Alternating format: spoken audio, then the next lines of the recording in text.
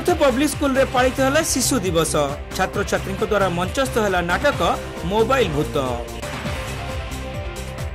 भारतर प्रथम प्रधानमंत्री पंडित जवाहरलाल नेहरूंकर 136तम जयंती अवसर में बालेश्वर सहर उपकंठ सुंदरी ग्राम में अवस्थित श्रीजगन्नाथ पब्लिक स्कूल रे शिशु दिवस पालित हो जाइछि।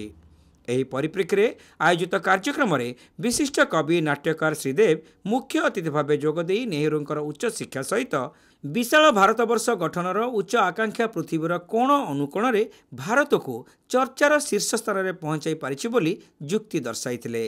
चर्चा नेहरू बोली कि हमें कहि थाउ पिलामानक पई जे गोलाप को बहुत भल पाते। गोलाप को तार छाती में सबले फुटाई थाए एवं छोट छोट पिलामानक को बहुत ज्ञान करथि।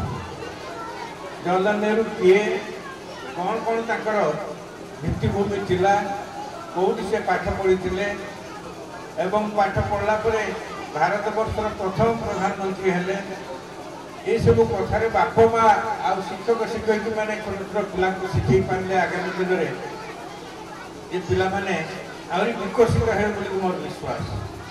ये होती छोट छोट पिला नुहति आगामी कालीर आम देश भविष्य। आगामी काली जो से छिड़ा है प्रथम प्रधानमंत्री को कथा भावे सी टाटा नेहरू कथा को भावे छात्र गोलाप कथा मन पकेबे एवं नेहरू कौन कौन कौन थिला उद्देश्य बाप माँ गुरुजन श्रेणी आम श्रेणी जो मैंने उच्च शिक्षा लाभ कर पाठ पढ़ा मेच्योर अवस्था से जापर जो विदेश पाठ पढ़ी आसिले एक्सपोजर नहीं आसते भारत वर्ष किपरि आगामी काली आगामी वर्ष मानक पृथ्वी प्रदेश मान भितर गोटे गणिती हवा एक नंबर गणिती होता देश भाव में किपरि विषय से चिंता करते। एथिरे मुख्य आकर्षणीय अतिथि भाव में विशिष्ट गायिका रश्मि रेखांकर उपस्थिति कार्यक्रम को प्रभुत मुखरित करथिला। अनुष्ठान प्रतिष्ठाता भास्कर चंद्र पाणिग्राही, निर्देशक ज्योति प्रकाश पाणिग्राही एवं शिक्षानुष्ठान अध्यक्षा सरोजिनी मिश्र प्रमुख उपस्थित थिले।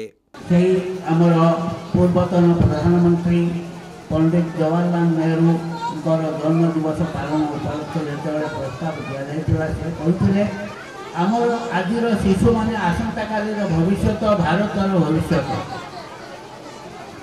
से हाथ में आमर देश दिन परिचालित हम और से आम उत्तम रूपे बढ़िया कर्तव्य वांछनीय।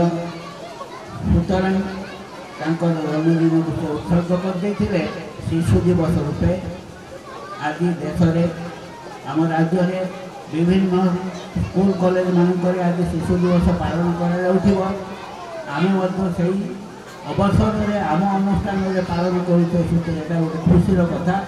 आम स्कूल कॉलेज मानक पिला जो पाठ पढ़ाऊे एकाडेमिक प्रोग्राम ये सबुठी हेब किंतु छोट छोट पिला बहुत आग्रही बहुत किसी जानापी उत्कंठित से पृथ्वी विषय समाज विषय शिक्षा विषय सभ्यता विषय विज्ञान विषय विशेष किसी जानी न था।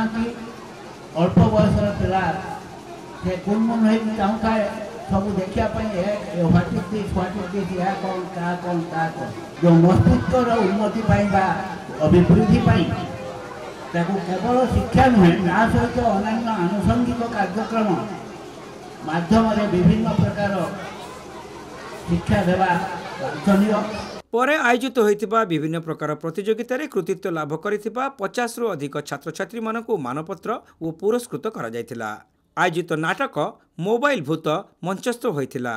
बहु संख्यार छात्र छात्री माने उपस्थित रही नाटक को भरपूर उपभोग करथिले। संतोष कुमार पंडा, मोनालिसा पंडा, जी साहिन, सस्मिता आचार्य, प्रणीता अगस्ती, एच.एस. श्रीराम, सुबल कुमार दास, नाहिद सुल्ताना, अजय प्रधान, भाग्यलक्ष्मी बेहेरा, आफरीन कादरी, प्रियंका बेहेरा, रूपरेखा बारिक, अभिमन्यु प्रधान, रजत दास अधिकारी, जयंत दास, अभय साहू प्रमुख शिक्षक शिक्षयित्री माने समस्त कार्य परिचालन में सक्रिय सहयोग करथिले।